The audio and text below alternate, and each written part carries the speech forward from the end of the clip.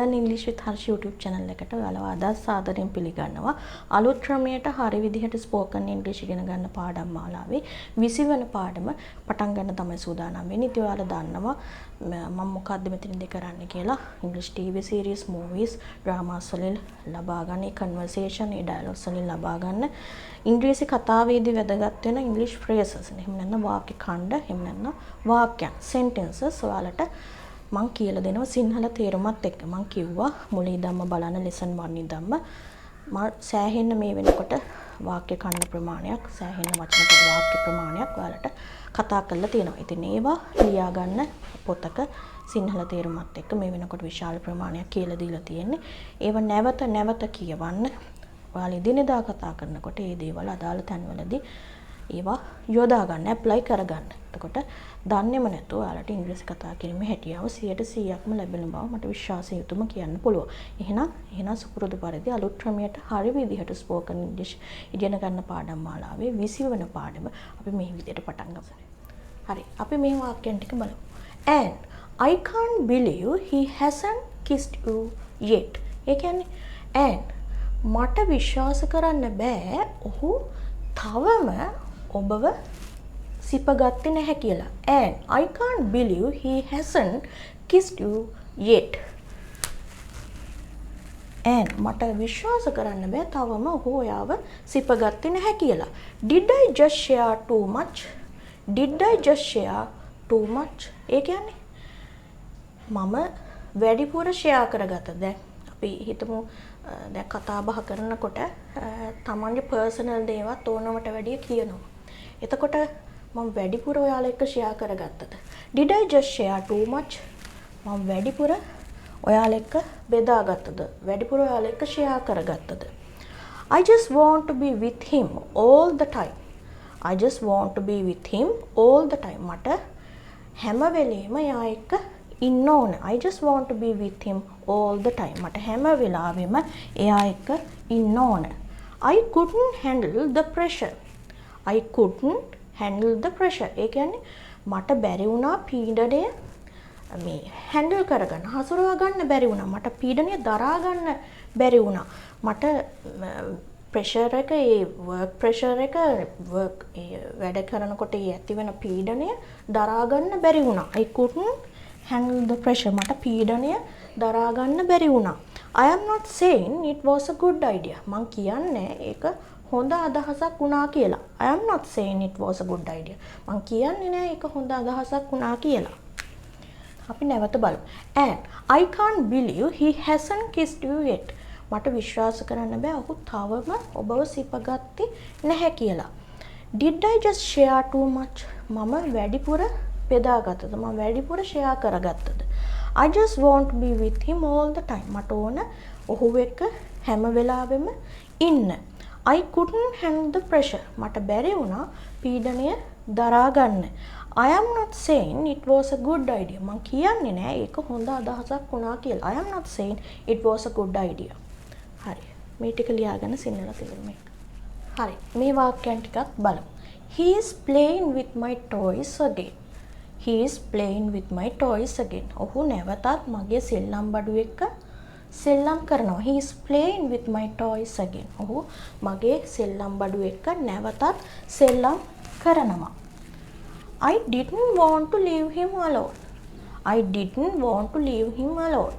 මට ඔහුව තනියම දාලා යන්න ඕන උනේ නැහැ. මට ඔහුව තනියම දාලා යන්න ඕන උනේ නැහැ. I didn't want to leave him alone.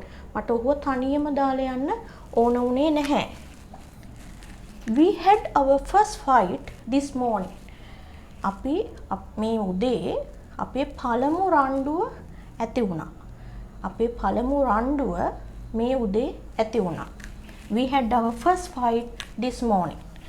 I said some things that I didn't mean. ඒ කියන්නේ මම කිව්වා මම කියන්න අදහස් නොකළ දෙයක්. I didn't mean කියන්නේ මම අදහස් නොකළපු දෙයක්, අදහස් නොකරපු දෙයක් මම කිව්වා. ඒක කියන්න නෙවෙයි හිටිය අර කියවෙනවා වගේ වෙන්නේ. I said some things that I didn't mean. මම අදහස් නොකළ දෙයක් කිව්වා. I said something that I didn't mean. මම අදහස් නොකරපු දෙයක් මම කිව්වා. If you are going to work, I can look in on him for you. If you are going to work, ඔයා වැඩට යනවා නම් I can look in on him for you. මට පුළුවන් ඔයා වෙනුවෙන් එයාව බලා ගන්න. If you are going to work, I can look in on him for you. මට පුළුවන් එයාව ඔයා වෙනුවෙන් බලා ගන්න. He is playing with my toys again. ඔහු නැවත මගේ සෙල්ලම් බඩු එක්ක සෙල්ලම් කරනවා. I didn't want to leave him alone. මට ඔහුව තනියම දාලා යන්න ඕන වුණේ නැහැ. We had our first fight this morning. අපේ මේ උදේ අපේ පළමු රණ්ඩු ඇති වුණා. I said some things that I didn't mean. මම කියන්න අදහස් නොකරපු දේවල් මම කිව්වා. I said some things that I didn't mean. මම අදහස් නොකරපු දේවල් මම කිව්වා. If you are going to work, I can look in on him for you. ඔයා වැඩට යනවා නම් මට පුළුවන් ඔයා වෙනුවෙන් එයාව බලා ගන්න. හරි. මේ ටිකත් ලියන්න සිංහල තේරුම එක්ක. හරි. මේ වාක්‍යයන් ටික බලමු. But if you do, make sure it seems like you are there to see him. ඒ කියන්නේ නමුත් ඔයා එහෙම කරනවා නම් make sure it seems like you are there to see him. ඔයා එයාව බලා ගන්න ඉන්න බවට එයාට පෙන්වන්න. නමුත් ඔයා එහෙම කරනවා නම් ඔයා එයාව බලා ගන්න ඉන්න බවට එයාට පෙන්වන්න. එයාට දැනෙන්න අරින්න. But if you do, make sure it seems like you are there to see him.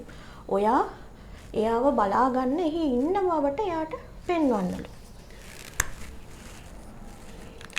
If he asks, I am not going to lie. එයා ඇහුවොත් මම එයාට බොරු කියන්නේ නැහැ. If he asks, එයා ඇහුවොත් I am not going to lie. මම ඔහුට බොරු කියන්නේ නැහැ. එයා ඇහුවොත් මම එයාට බොරු කියන්නේ නැහැ. If he asks, I am not going to lie. That's definitely an important question. ඒක අනිවාර්යයෙන්ම ගොඩක් වැදගත් ප්‍රශ්නයක්. ඒක අනිවාර්යයෙන්ම වැදගත් ප්‍රශ්නයක්. That's definitely an important question. ඒක අනිවාර්යයෙන්ම වැදගත් ප්‍රශ්නයක්. No one will know who's with who. කිසිම කෙනෙක් දැනගන්නේ නැහැ කවුරු කා එක්ක ඉන්නවද කියලා. No one will know who's with who. කවුරු කා එක්ක ඉන්නවද කියලා කිසිම කෙනෙක් දැනගන්නේ නැහැ. This is not what I need right now. මේක නෙවෙයි මට මේ මොහොතේ මේ දැන් අවශ්‍ය වුණේ. This is not what I needed right now. මට දැන් අවශ්‍ය වුණේ මේක නෙවෙයි. හරි. But if you do, make sure it seems like you are there to see him. නමුත් ඔයා එහෙම කරනවා නම් make sure it seems like you are there to see him. ඔහුට දැනෙන්න අරින්න ඔහුට පෙන්වන්න ඔයා එයා වෙනුවෙන් එයාව බලා ගන්න ඉන්නවා කියන එක පෙන්වන්න. But if you do, make sure it seems like you are there to see him. ඔහුව බලන්න ඔයා ඉන්නවා කියන එක ඔහුට පෙන්වන්න. If he asks, ඔහු ඇහුවොත් I am not going to lie. මම ඔහුට බොරු කියන්නේ නැහැ. That's definitely an important question. ඒක අනිවාර්යයෙන්ම වැදගත් ප්‍රශ්නයක්. No one will know who's with who. කිසිම කෙනෙක් දැනගන්නේ නැහැ කවුරු කා එක්ක ඉන්නවද කියලා. This is not what I needed right now. මේක නෙවෙයි මට දැන් ඕන උනේ. This is not what I needed right now. මේක නෙවෙයි මට දැන් ඕන උනේ. හරි. ලියන්න සිංහල තේරුම එක්ක. හරි. අද දවසේ අවසාන වාක්‍ය ටික අපි බලමු. He is walking around all the time. ඔහු හැම වෙලාවෙම ඇවිදිනවා. He is walking around all the time. හැම වෙලාවෙම එයා ඇවිදිනවා. I figured you taught him that. I figured you taught him that. මං හිතුවා ඔයා එයාට ඉගෙනුවා කියලා ඒක. I figured you taught him that. මං හිතුවා ඔයා එයාට ඒක ඉගෙනුවා කියලා. I figured you taught him that. මං හිතුවා ඔයා එයාට ඒක ඉගෙනුවා කියලා. If you see him, tell him to pack his bag. We are going to Russia. If you see him, ඔයා එයාව දැක්කොත් tell him කියන්න එයාට to pack his bags. ඔහුගේ bags ටික pack කරගන්න කියලා. අපි we are going to Russia. අපි Russia යන්න හදන්නේ. If you see him, tell him to pack his bags. We are going to Russia. ඔයා එයාව දැක්කොත් එයාට කියන්න එයාගේ bag ටික pack කරගන්න කියලා. අපි Russia යන්න හදන්නේ. when do you leave? කවද්ද ඔයාලා යන්නේ? කවද්ද ඔයාලා පිටත් වෙන්නේ? when do you leave? කවද්ද ඔයාලා යන්නේ? ඊට පස්සේ it would be even more exciting if you were going. ඒ කියන්නේ ඒක වඩා උද්‍යෝගමත් දෙයක් වෙන්න තිබුණා, වඩාත් excited දෙයක් වෙන්න තිබුණා if you were going. ඔයා ගියා නම්. හරි, නැවත බලමු. He is walking around all the time. ඔහු හැම වෙලාවෙම ඇවිදිනවා. I figured you taught him that. මම හිතුවා ඔයා යාට ඒක කියලා දුන්න කියලා. ඔයා යාට ඒක ඉගෙනුවා කියලා. If you see him, tell him to pack his bags. We are going to Russia. If you see him, ඔයා යාව දැක්කොත් කියන්න යාට එයාගේ බෑග් ටික පැක් කරගන්න කියලා. අපි රෂියා යන්න හදන්නේ. When do you leave? කවද්ද ඔයාලා පිටත් වෙන්නේ? It would be even more exciting if you were going. ඒක වඩාත් උද්‍යෝගමත් දෙයක් වෙන්න තිබුණා. ඒක වඩාත් excited දෙයක් වෙන්න තිබුණා. ඔයා ගියා නම්.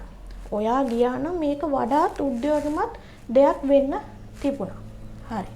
මේ ටික ලියා ගන්න සිංහල තේරුම හරි. අලුත් ක්‍රමයට හරි විදියට ස්පෝකන් ඉංග්‍රීසි ඉගෙන ගන්න පාඩම් මාලාවේ 20 වෙනි පාඩම මම මේ විදියට අවසන් කරනවා. මොනවා හරි ගැටලුවක් තියෙනවා නම් කමෙන්ට් එකක් විදියට ඉදිරිපත් කරන්න කියලා මම ආරාධනා කරනවා. එහෙම නැත්නම් මගේ Learn English with Harsh Facebook page එක තියෙනවා. ඒ page එකට ගිහලා message එකක් දාන්න පුළුවන්. ඉතින් මම බොහොම ආදරෙන් ඉල්ලා සිටිනවා මගේ channel එක subscribe කරලා නැත්නම් subscribe කරන්න. මේ videos දන්න අයට share කරන්න. එහෙනම් නැවත අලුත් වීඩියෝ එකකින් හමු වන තුරු ඔයාලට සුබ දවසක් ප්‍රාර්ථනා කරනවා. ස්තුතියි.